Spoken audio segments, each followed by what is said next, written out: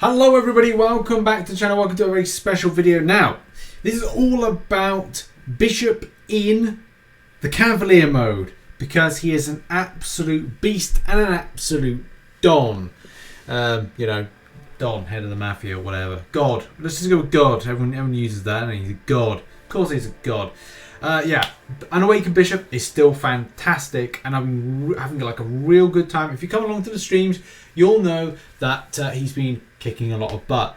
But I actually made a mistake, and that's the thing. I thought the champion was good against the content. Turns out he's a lot better than you might think, and that was just through some just like trial and error, making mistakes and figuring out stuff. So with the champion, you trigger off regeneration. Very handy for the multiversal, whatever it is, this month.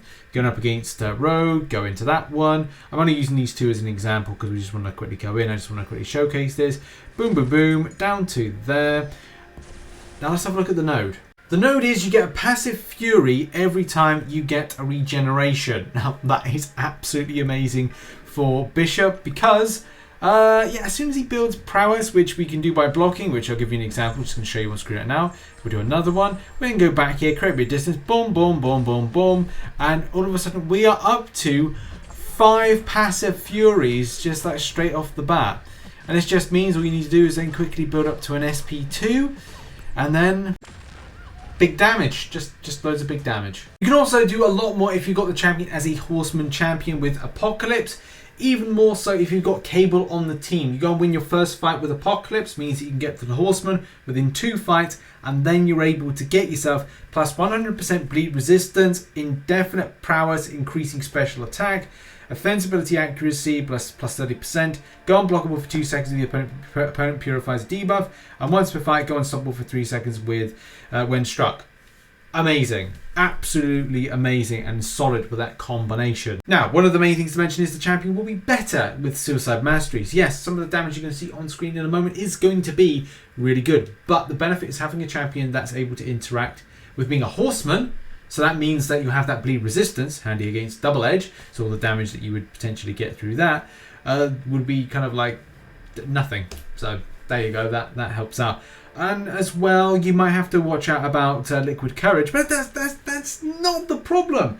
That's not actually a problem because the champion can regen back. It is actually more suicide friendly than you might think, because the biggest worry for a lot of players would be with Suicide Masteries, oh, I'm going to need to throw that SP2, oh no, I'm going to recoil.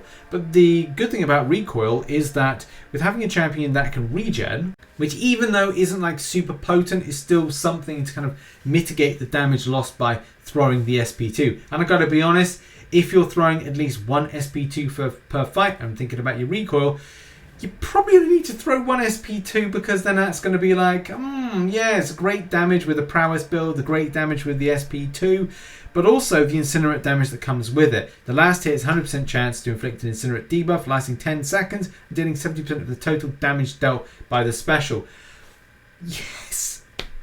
Man, I'm going to stop talking so much and showing this stuff. We need to see some footage because I need to kind of show. I need to put you in a picture of why this champion is so good against this node. Let's do this. So we all know the node. You can see it in action right here on screen. So we're going to swipe back. We hit down the blocks, then get the 5 passive furies, and we're ready to go.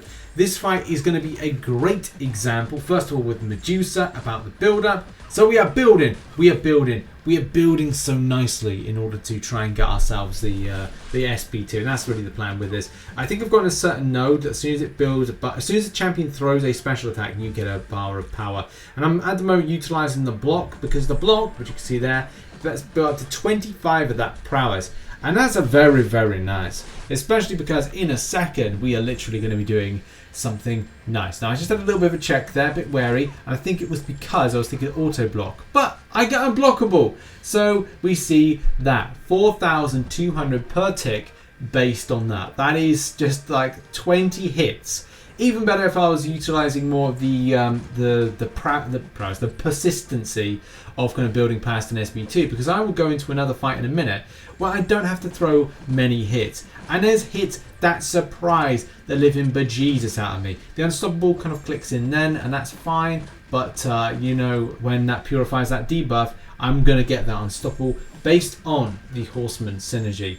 You just wait for the potential here. Now overload is at over 30, which you can see I'm building up right now, and I could have built even further if I wanted to, but that was nice. That was very, very nice.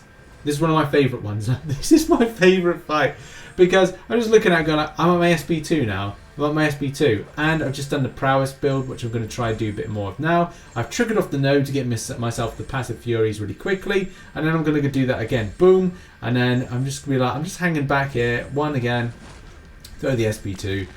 Oh my god, that do be a lot of damage, and I do get hit there, but it doesn't really matter because like 6k debuff ticks on incinerate is beautiful. That was sensational. 6 hits overall for that, and just to finish off, here's the Karnak fight, and yeah, it's just so impressive. If you get a chance to get a bishop and you have this particular node, or one that you got to build prowess, number 1, or number 2, build regen, which is the consistent thing here that we've got. You know, you swipe back, you hold that block, you then get that regeneration buff, because it's a regeneration true buff as opposed to what it was before.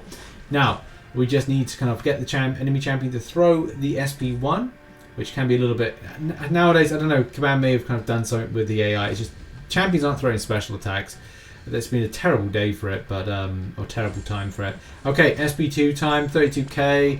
Okay, that's a lot of damage. That's a lot of damage right there, man. I tell you what, if you get an opportunity to do something with Bishop in the Cavalier Monthly and as well in the Mutant Node or the champion in general, I'm going to be thinking about rank 3ing this guy because I just think that he is tons of fun. Not that I didn't think he was tons of fun before, but I just kind of think like even now I'm just interested a little bit more with that damage potential, even more so about the idea of kind of like rolling it with like suicide masteries and stuff. Yeah, the dude is insane and tons of fun. And this has been a little video just kind of like showcasing that. I thought, you know, if you enjoyed this video, please hit the like button, subscribe with post notifications on all. And have you got Bishop, and are you going to rank him up?